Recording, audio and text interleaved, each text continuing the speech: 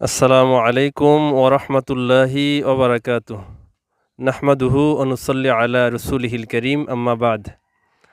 রমাদানকে যত বেশি প্রোডাক্টিভ করা যায় ততই আমাদের জন্য এটা লাভবান।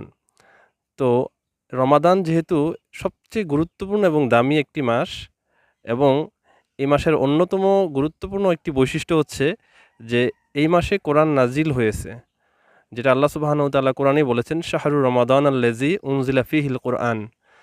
তো আমাদের জন্য একটা বিশেষ সুযোগ, বিশেষ করে যারা শিক্ষার্থী, যাদের স্কুল, আ কলেজ, ইউনিভার্সিটি বন্ধ আছে, আমরা চাইলেই কিন্তু প্রত্যেক সলাতে ৫ ওয়াক্ত সলাত শেষে প্রতিদিন অন্ততপক্ষে যাদের নিয়মিত পড়ার অভ্যাস আছে অথবা যারা নতুন করে পড়তে চাচ্ছে, ৫টা করে আয়াত বাংলা অর্থ সহ আমরা পড়তে পারি ইনশাআল্লাহ।